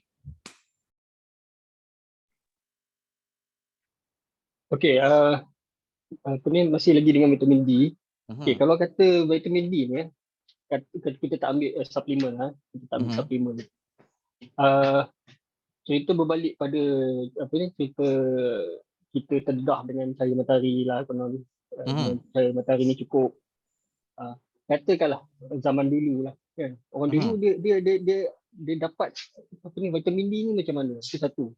Kedua, kalau katalah kita terdedah dengan vitamin D, tapi vitamin D ni dia perlukan pengangkut juga kan. Jadi pengangkut ni sama ada magnesium ke ataupun magnesium ataupun K2 lah. Okey. Okey. So kalau magnesium, kalau katalah kita tak ambil suplemen, kita ambil magnesium, kita kena matahari, dalam masa sama kita makan sayur. Orang jenis banyak makan sayur, makan daging, makan sayur kan. So magnesium ni sayur ni salah satu sumber untuk supply untuk magnesium kan. So adakah itu mencukupi? Maknanya tak perlu lagi kita nak gantung pada suplemen. Kata dia hidup dia memang cantik lah. Dia kena matahari, dia makan sayur, dia makan ni kan. Kita tolak tepi lah bab-bab yang apa tu makanan ni sama ada ni makanan apa ni era tahun baru ni kan, macam-macam dah ada campur tolak dia kan. Okey, itu je. So untuk itu, untuk Orang selalu berpendapat yang orang dulu-dulu ni dia hidup sihat dan kuat apa semua kan. Reality dia purata umur boleh hidup, let's say macam Southeast Asia ni, purata boleh hidup pada tahun macam kata hujung dan permulaan tahun 19,000. Bawah tahun 1950 lah. Purata average 50. 50 tu kalau lepas 50 tu kira sangat-sangat bertuah lah. Sampai 60 tu kira champion lah. Champion lah. Tapi average dia 50 ke 60 sahaja average. Tapi sekarang kita dah boleh sampai average umur kita sampai kepada dalam 70 80. 70 untuk lelaki, 75 sampai 80 untuk perempuan. Kita nampaklah kat sini apa conventional medicine ni membantu untuk nak memanjangkan umur orang lah, betul itu betul. So berbalik kepada tuan Khalis punya cakap, kita tak boleh tengok kata orang dulu ni sihat tau, sebab orang dulu ni kebanyakan mati kena bacteria infection ataupun virus. Ini dia. So kalau untuk dia mati akibat bakteria dengan infection punya disease, dia satu saja. Vitamin D level dia mesti low. Kalau orang tu paras vitamin D dia mencukupi, dia akan susah nak kena sesama, susah nak kena COVID, susah nak kena TB, susah nak kena apa-apa saja benda yang jenis bakteria dengan virus. Sebab kita tahu vitamin D ni yang akan regulate orang tu punya immune ke arah anti-inflammatory. So once dia detect saja ada satu virus ataupun bakteria, dia akan trigger dia punya immune untuk cepat settlekan benda tu. Tapi kalau vitamin D level dia tak cukup, dia akan ke arah ke arah pro-inflammatory. Dia akan create cytokine storm apa semua segala benda tu nenek tu lah. So kalau untuk orang dulu ni, saya berpendapat rata-rata majority adalah kalau nak meninggal akibat kekurangan vitamin D. Rata-rata lah, rata-rata. Dia tak mati kena apa kecil manis, tak kena penyakit jantung. Tapi dia akan mati akibat jangkitan virus ataupun bakteria. Sebab tu saya berpendapat orang dulu banyak mati kena virus ataupun bakteria. Itu je. Okey, maknanya sekarang ni kalau masuk Wan sekarang ni nak tak nak suplemen tu penting lah. Dia penting. Okey, cuma orang dulu akses kepada daging. Akses contoh. Contoh satu kan. Okey, katakan petani lah. Dia terdedah dengan matahari. Kan? Kemudian sayur pun dia tanam sendiri, dia tak ada sambung baju-baju yang pelik-pelik apa semua kan. So memang betul-betul natural lah hidup dia. So adakah keperluan vitamin D bagi dia tu cukup?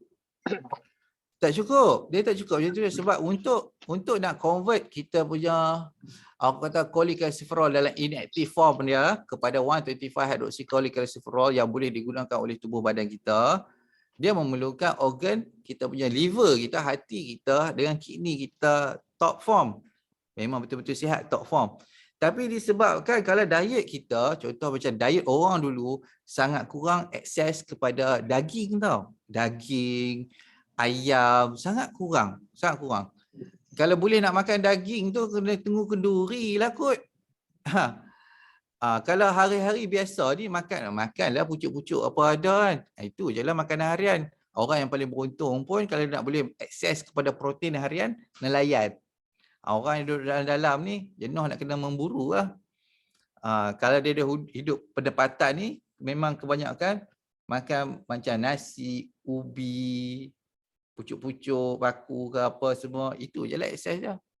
Yang mana kalau diet more tu ke arah plant punya base ni, dia akan bagi efek dekat dia punya hati. Hati dia tak form, dia punya bawah pinggang pun tak top form. So kalau hati dengan bawah pinggang dia tak top form, dia jemuk lah macam mana sekalipun, dia tetap akan mengalami masalah kekurangan vitamin D. Tapi kalau orang dulu boleh ada akses kepada daging sentiasa, macam seminggu tu adalah daging, seminggu tu adalah makan daging. adalah makan ayam pun semua. Ada sihat sejahtera lah, tak ada masalah lah. Tak perlu makan suplemen lah kalau mereka tu.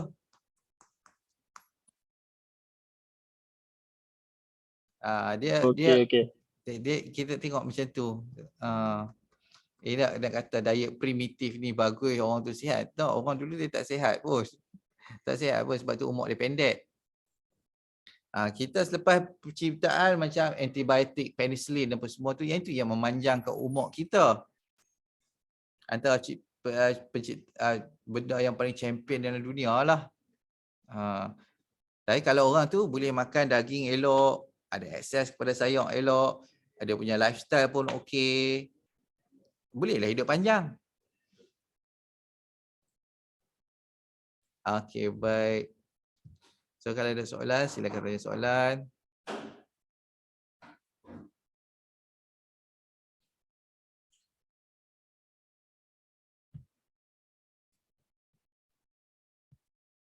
Ada soalan lagi tak?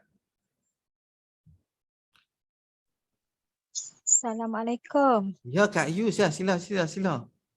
Tuan Azwan. Ya. Hari ni akak dah okey dah. Okey. Okey, lepas tu tapi cuma tak selalunya akak kadang membuang satu hari sekali kan. Lepas tu sekarang ni kadang-kadang 2 kali atau 3 kali tapi banyak. Tak apa kau. Banyaklah kak dah hari tu disimpan berapa hari. Betul lah. Sebab semenit kan. Lepas tu baru nak order microbal dengan Tuan Azhar. Order lah. Lepas tu itulah Alhamdulillah. Apa benda lagi yang okey untuk usus kau? Untuk pulihkan usus. Kau dah okey dah. Bukan gastrik kau no. Dah, kau dah okey dah. Kau mungkin keracunan makanan je itu. Betul lah, memang pun. Tapi kalau kau nak order, kau order lah Happy D. Saya pun seronok. Amin. Happy D, kau dah makan 4 kotak. Ni, yalah kak. Tak apa kau Happy D dengan microbal. Kan? Tak ada apa lah. Yang tu combination paling baik sekali. Sebab kau kan dah start kerja. Lepas tu kalau pergi kerja macam mana ni perut. Macam dia bukannya sakit sangat dok, dia macam sebu-sebu. Tak ada apa pun kak, esok tu okey lah. Angin esok tu okey lah. Macam semalam saya cakap, tengok esok okey, esok tu okey. Kan hari ni dah okey lagi, esok tu okey lagi.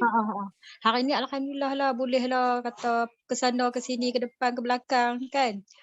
Pejabat pos pergi merata agak lah hari ni. 4 hari kau tu sadar dalam rumah tak kerja. Aduh kata macam mana ni. Kau memang tak mau pergi klinik. Bosan dah tak ada apa, biasa keracunan makanan biasa saja, tak ada apa. Sama saya pun kalau keracunan makanan pun tersadar juga. Tapi dia tak ada lah kronik sangat. Macam orang tu, macam setengah orang kalau dia keracunan makanan yang tak teruk sampai masuk ayak kan. Sampai orang kata tak ada benda dia nak keluar. Betul tak? Yang tu kalau dia ikut lah, dia ikut macam dia ikut report lah. Kalau kita pergi hospital tu kita kata dah muntah banyak kali dah ni, dah cerit banyak kali dah ni. Lepas tu dia kata okey tak apa, kita buat ayak jelah. Itu jelah. Alhamdulillah kau selama consume Haufai dengan Happy D tak ada apa, alhamdulillah lah, tak biasalah cerit kau muntah teruk, alhamdulillah anxiety pun hilang cepat, semua okey. Cepatlah lega kan. Alhamdulillah. Sebab kau sebelum tu minum susu susu apa, Gastrolite. Ya, jangan sebut nama. Okay, sorry. Susu tu kan. Kau minum 7 botol. Aduh, tak jadi apa lah. Dia macam orang kata kenyang sat je, ada kenyang sat tapi tak jadi apa. Sebab je lepas kau minum tu semua simptom-simptom teruk.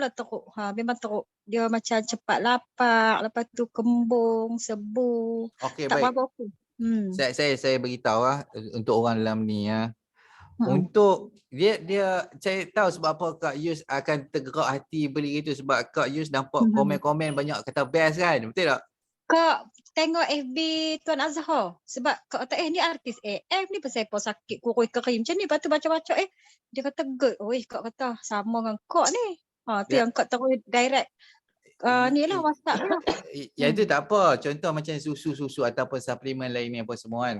Kita tengok dekat dia punya komen iklan tu semua kata bagus, champion apa semua kan.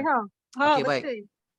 Yang ni orang panggil dia orang kata yang ni services ni kita boleh beli. Kita boleh beli services ni yang mana dia akan ada satu farm, satu kilang, satu ladang. Betul. Yang dalam ada let's say macam dalam tu ada dalam 50 orang ataupun 30 orang. Dia create account yang banyak. Okey, account yang banyak. Lepas tu dia akan let's say kita bayar orang tu untuk naikkan rating kita punya post iklan tu. Dia ada duta. Lepas tu kita bayar certain amount dia. Okey, apa tolong komen sat, orang tu komen. Lepas tu dia akan bagi services ni selagi kita bayar. Banyaklah profil-profil yang dia guna. Mula-mula je macam okey, lepas tu masuk yang botol ke-7 tu aduh lemah. Kata tak boleh jadi ni, kena stop. Lepas tu sebab trigger ada lagi anxiety, tak apa nak hilang, kata macam mana. Lepas tu tiba-tiba jadi macam gastrik pula. Lepas tu kata macam mana ni, lah tergerak hati. Kata try jugalah. Howfy kan. Alhamdulillah. Bagus Howfy. Bukanlah nak kata nak puji sangat-sangat dah. Memang kena pujilah. Tolonglah puji. Sebab dia banyak perubahan. Sebab paling sakit anxiety kan. Anxiety tu yang paling takut. Kan? Sebab kita nak keluar takut, nak pergi kendara, pergi mall, semua takut bila main anxiety. Betul tak? Betul lah. Anxiety tu lah paling penting lah orang kata. Paling nak sembuh. Orang tu jadi cacat lah senang kata. Betul lah. Tengok orang rasa nak marah, rasa ya Allah, kata pasal dudak jantung laju berdebar semua, mulalah kata. Memang semua tak kena lah. Kita dah pesan ke orang, kalau orang ada masalah anxiety ni, dia kata mainlah MBB ni. Sebab kita tahu hidup dia jadi macam hidup dia akan terkurung dalam diri dia sendiri. Otak dia terkurung diri dia. Betul. Kau 4 bulan kot berkurung. Gila lah. 4 bulan. Selama 4 bulan tu memang tak jumpa cahaya matahari. Memang tak larat keluar. Apa semua tak boleh. Cuma boleh duduk, baring, makan, solat, mandi. Tu je lah. Lain tak boleh buat apa. Duduk je. Sebab nak baring sakit. Kau makan masa. Siang memang tak tidur. Sebab dalam ni memang terlampau sakit. Betul. Dengan sakit kepala, vertigo, melayang, penin, cepat lapar. Setengah jam lapak. Kata mati dah. Kok ni mati dah. Kalau orang lain tengok nampak dia normal, kata ni buat teruk. Betul. Paling stres orang kata kak makin kurus. Lepas tu dia kata hang ni kanser ni. Dia kata kena buat MRI lah. Lepas tu suruh buat macam-macam CT scan. Kak kata semua aku dah buat. Aku buat endoscope apa semua kak dah buat dah, kak kata. Dah masuk skop dalam usus apa semua dah masuk wad keluar wad semua dah kena dah kata. Apa lagi tak buat ECG 4 kali 5 kali buka baju semua dah buat dah kata. Doktor kata tak ada apa, cuma jaga pemakanan je. Awak ni dia kata GERD permulaan. Tu je lah. Kak 9 kali injek kot kat klinik swasta. Sesak nafas injek. Lah ni tak pergi dah kan? Lah ni 6 bulan tak pergi klinik dah. Tak mau dah. Ubat klinik pun tak makan, semua stok. Ubat kapak dekat 15 botol semua buang dah. Semua stok dah. Memang Howfy lah. Howfy, HPD.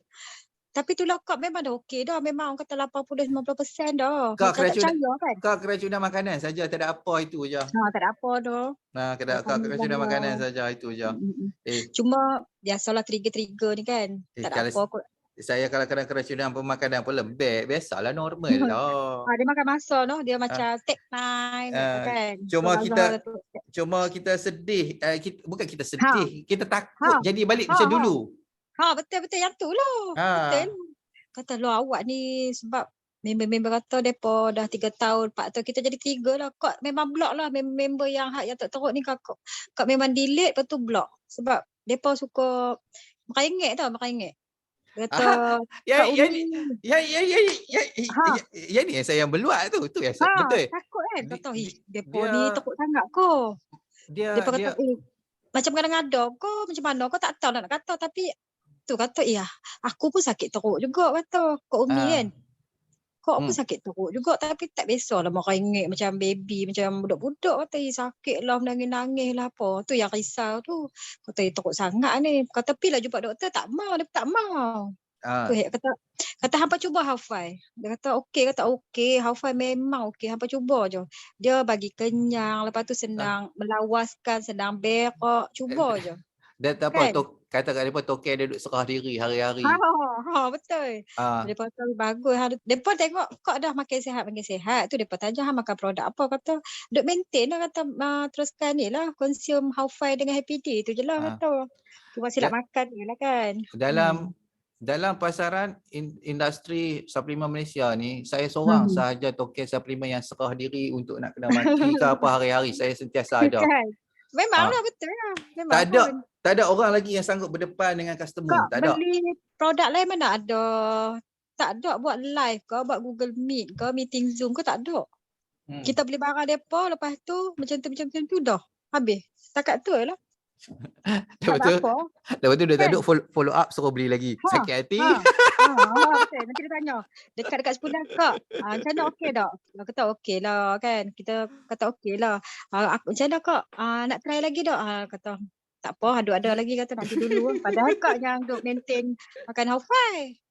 Sebab kak memang dah biasa dengan Hawfai kan. Ada kawan-kawan dia kata depa 3 kotak dah okey dah. Tu heran tu. Dia ikut orang. Dia ikut orang. Bukan kata 3 kotak, ada orang yang macam 3 sachet pun dah okey. Saya kata agak-agak lah kan. 3 sachet pun kan. Padahal depa teruk. Depa sampai macam muntah ayam, muntah masam. Lepas tu depa cirit, silap makan cirit. Kata wish, macam mana apa teruk pada kok boleh cepat sembuh. Dia kata heran kok. Tak tahu dia kata ikut badan kot. Betul. Dia ikut badan. Antibody kuat kot no. Tak. Dia ikut kita punya kecepatan untuk kita nak balance balik kita punya bakteria usus. Itu saja. Tapi kak dah okey dah ni. Alhamdulillah. Ada cepat, ada lambat. Tapi kita kata selagi dia benda pegang benda ni, selagi tak ada masalah tulang belakang, kita check okey tak ada masalah tulang belakang, kita tak ada masalah hiatus hernia type 3. Selagi kata tak ada masalah hernia type 3, lepas tu satu lagi tak ada masalah batu hempedu yang sampai tersumbat kita punya saluran hempedu. Kak bisa scan batu hempedu, alhamdulillah paru-paru semua cantik, tak ada apa. Selagi tak ada 3 benda ni saja, MBB boleh solve. MBB boleh solve. Tapi kalau tak ada masalah tulang belakang, kita kena solve masalah tulang belakang. Kalau ada hiatus hernia type 3, kita pergi buat, kita pergi macam scope, buat ultrasound, okey. Ada hiatus hernia type 3, yang ni kena tarik balik ke bawah.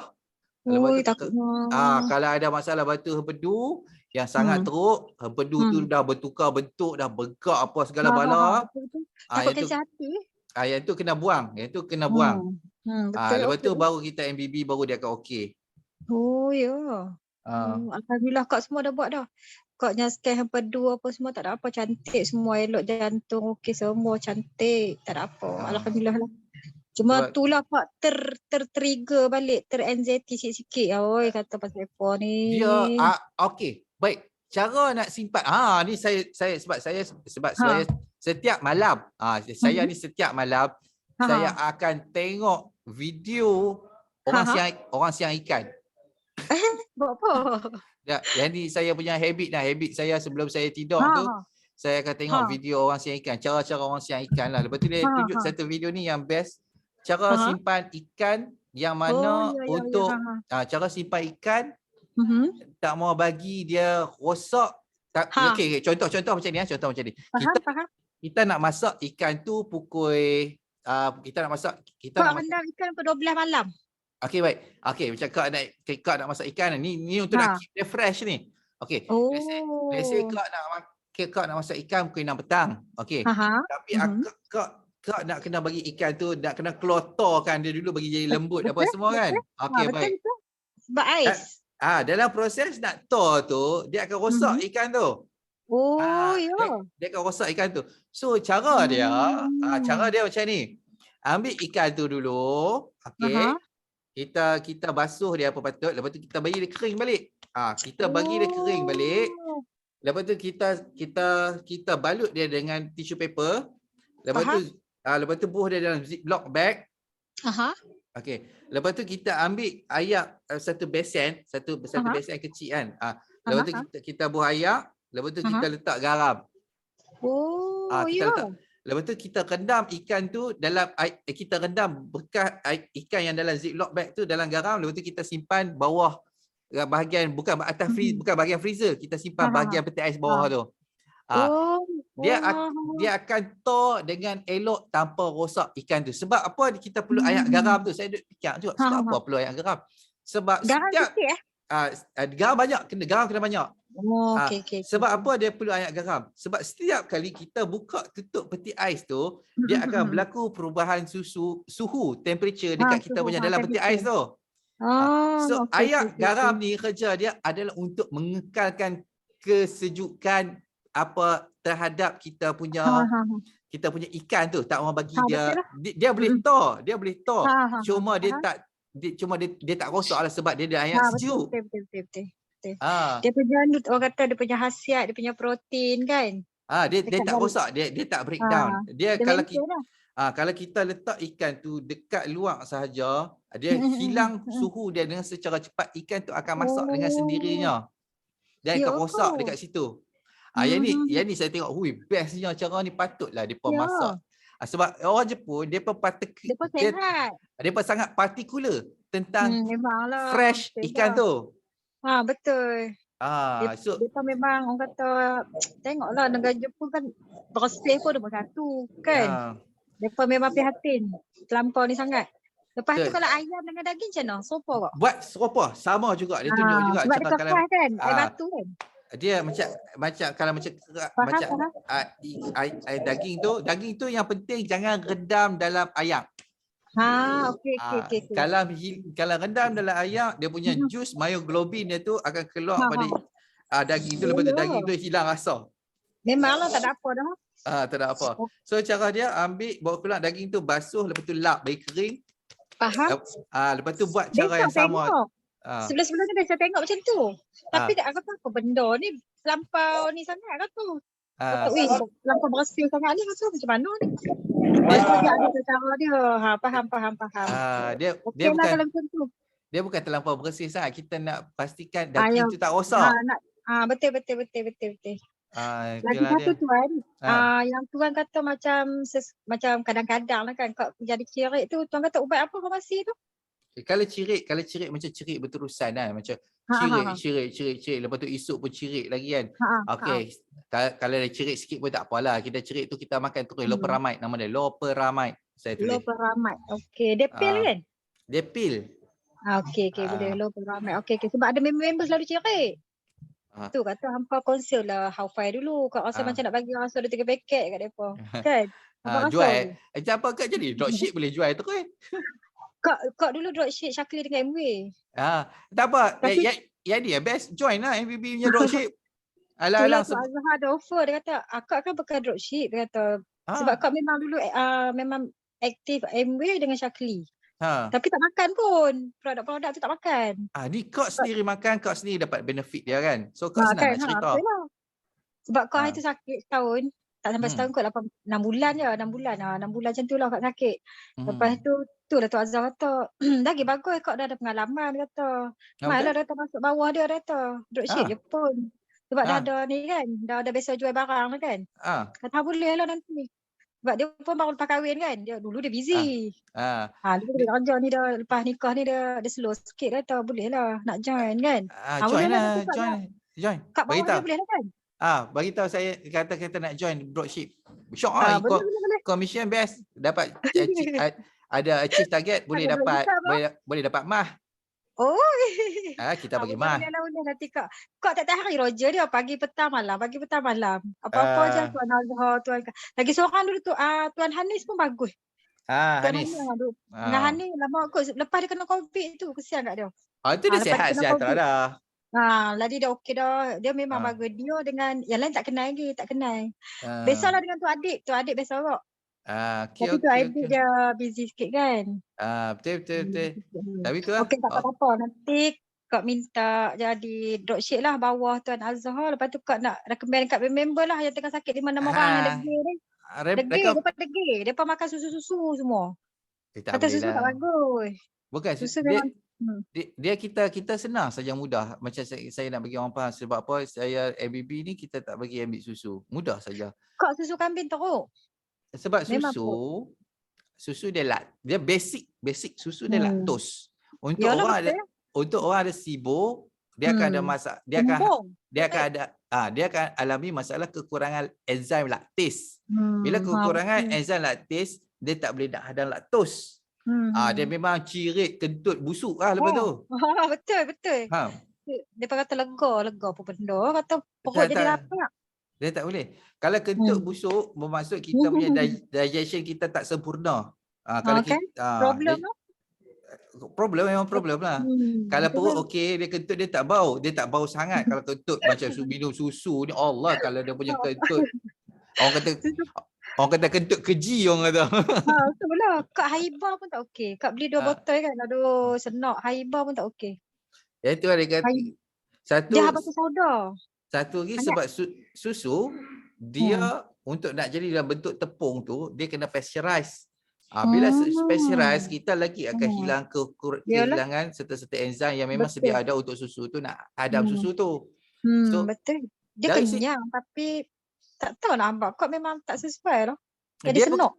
Dia bukan kenyang. Okey. Perasaan kenyang tu sebenarnya adalah kita high dengan gula. Dia trigger kenyang. Tapi kenyang dia sejam setengah. Memang tak sampai pun. Tak sampai, lepas tu saya pun dia grok balik. Ui, dia bunyi tu. Kan kata macam ada baby dalam perut. Dia kata dia nak sasa ke apa benda dalam perut ni, kata risaunya grok macam tu. Lepas makan lapar. Sudah kata. Sebab kita cirit. Sebab dia sat-sat berak. Tak larat. Itulah dia berak sebab bila perut detect satu benda dia tak boleh makan, dia akan keluarkan secepat mungkin lah. Dia akan keluarkan secepat mungkin, dia purge. Itu saja. So benda ni yang kena explain dekat orang betul-betul, bagi dia faham macam mana pengambilan susu ni, sebab apa tak boleh. Dia bukan kita kata saya saja, dia ada reason. Betul. Sungguh. Betul lah. Itu je lah. Okey. Nanti apa-apa Kak nak promote Haufai. Yes, agak habis ni saya akan beritahu Azhar, Kak Yus nak jadi dropship cepat. Hari tu dia dah offer dah, tapi masa tu Kak masa tu tak ada mood lagi, lepas tu tak apa sihat, lepas tu orang kata macam sebab MW pun Kak tinggal, Syakli pun Kak tinggal. Kak tinggal macam tu lah. Yang ni tak apa lagi. Yang ni dia seronok sikit sebab dia macam family. Kita family satu ni kan. Seronok lah. Memang terbaik. Haufai memang terbaik. Yes. Memang terbaik. Betul. Tak apa, puji je bagi saya. Dia faham orang sakit. Dia layan orang sakit. Kan? Puji saja bagi saya ada semangat sikit hari ni nak buat kerja banyak lagi lepas ni. Memang okey, memang terbaik. Memang Kak suka sangat Haufai. Memang ya Allah. Produk lain dia tak layan. Dia cuma lepas jual barang, lepas tu dia post. Pandai-pandai hal lah. Nak macam ni ke. Kita yang sat-sat tanya. Nak hambat kita ni sakit, datang sinta-sinta, dia takkan jawab. Dia buat ada. Kita bercakap dengan robot lah. Tak ada apa. Kita tak ada semangat. Kata, apa benda kita beli produk dia tak tahu dia ni. Pasal apa kata. Kalau Haufai memang sat je. Haufai tanya macam ni, dia jawab macam ni. Tanya macam ni, memang terbaik. Haufai memang number one. Yes. Bukan nak pergi lebih sebab Kak sembuh pun Alhamdulillah sebab Haufai dengan Happy D. Kita buat. Alhamdulillah sebab saya seronok lah. Saya nak cuba mikrobal pula. Cuba mikrobal. Saya tunggu Abang Azizo je nak puji saya ni. Okey. Terima kasih Tuan Azhar. Tuan Azhar pula Tuan Azwan. Nama dah sama. Terima kasih nak. Baik, sama-sama. Assalamualaikum. Okey, saya sekotak dah tak ada anxiety tapi masih duk kongsi. Alhamdulillah, terima kasih lah yang duk kongsi tu, terima kasih lah banyak. So untuk gastrik. Saya punya bisnes ni, problem saya untuk bisnes MEP ni, orang lega. Bila orang lega dia susah sikit nak beli balik kan. Yang tu yang jenuh tu. Lepas tu tak tahu nak meniaga apa dah, nak kena panggil nak meniaga. Ni nak renovate rumah tak lepas ni kan. Buka bisnes. Nak renovate rumah. Ni saya boleh, saya ada buat perabot pula ni. Jenuh. Tuan. Ya, saya Tuan Ismail. Okey, saya kadang ada juga promote Haufai ni dekat kadang kat saudara, dekat kawan-kawan yang ada masalah macam saya ni. Tapi alasan diorang kata aku dah cuba banyak dah produk tapi tak jadi. Lepas tu dia rasa aku macam dah malas nak nak ambil Alpha ni. Jadi saya nak juga, saya kalau boleh saya nak suruh diorang ambil juga, tapi boleh tak Tuan Azwan, tak tahulah dah pernah buat ke belum, satu gambar grafik ataupun video yang bagi tahu produk selain daripada kita ada akademi dengan testimoni lah, sebab diorang kadang diorang tak percaya testimoni. Jadi bagi tahu kenapa produk Alpha ni dia memang totally lain lah daripada produk yang lain dalam mengatasi masalah gastrik dan anxiety ni. Nah tu lah, nak cerita ke orang pun susah cerita. Tapi apa kata beli baju dulu? Boleh. Apa kata beli baju dulu, lepas tu lagi orang tanya, MBB ni apa dia? Apa? Okey, ada satu lagi cerita untuk minggu depan, insya-Allah by minggu depan kita akan ada tetamu jemputan kita setiap minggu hari Khamis. Kita akan ada Dr. Roland lah, yang mana kita akan kita secure dia lah untuk setiap hari Khamis. Dia akan dengan kita setiap 11 sampai pukul 1 petang lah. 11 1 petang. Macam biasa 2 jam tu kita bagi kat dia. So Buat daddy, buat ibu. apa nampak kita dia, macam itulah cara dia. Kita kena rekrut orang lah masuk join kita punya MBB ni bagi nampak besar. Itu je lah. Dia kata kalau tapi beli baju dulu MBB ni apa daripada sakit, lepas tu sihat sikit, boleh berlari. Baca group fitness Kak Anissa kita dah boleh buat 5 kilo pagi tadi. 5 kilo lah Kak Anissa buat berapa kilo lah? Lupa lah saya. 5 kilo ke 10 kilo? 5. 5 kilo. Tapi rasa best lah, puas hati kan? Puas hati. Puas hati. Kan, Okey. saya rasa dulu Kak Anissa pun rasa macam tak sangka dia buat 5 kilo kan? Saya sebenarnya selalu buat 3 km. 3 km pun jog slow-slow lah tanpa henti. Lepas tu tadi terfikir balik, boleh tak aku buat sampai 5 ni? Tak apa, try. Kalau dia nak jatuh lah, tak kira lah ni. Boleh buat semua. Tenang je lah. Saya slow jog macam tu je lah. Kita kawan lah kan. Kita nak tahu tahap kita ni boleh pergi tahap mana. Tapi okey lah. Itulah tu. Apa macam biasa kita dah proof dengan komuniti kita daripada orang ada macam-macam masalah kesihatan. Lepas tu dia rasa dah okey lagi. Lepas tu dia boleh berlari dah. Itulah MBB makan bagi betul. So kita cerita yang tu je lah ke orang. Saya dah okey untuk present. Okey, esok kita ada Dr. Ed untuk present untuk hari esok. Lepas tu minggu depan kita akan ada tetamu jemputan, insyaAllah by weekly lah, by weekly iaitu bersama Dr. Roland, sembang macam-macam hal dengan dia lah. No? Okey, baik. Terima kasih semua. Terima kasih banyak-banyak. Assalamualaikum warahmatullahi wabarakatuh. Kita jumpa esok untuk Dr. Ed. Dr. Ed akan present bab diabetes. Okey, baik. Thank you very much semua. Baik. Assalamualaikum warahmatullahi wabarakatuh. Terima kasih. Waalaikumsalam warahmatullahi wabarakatuh.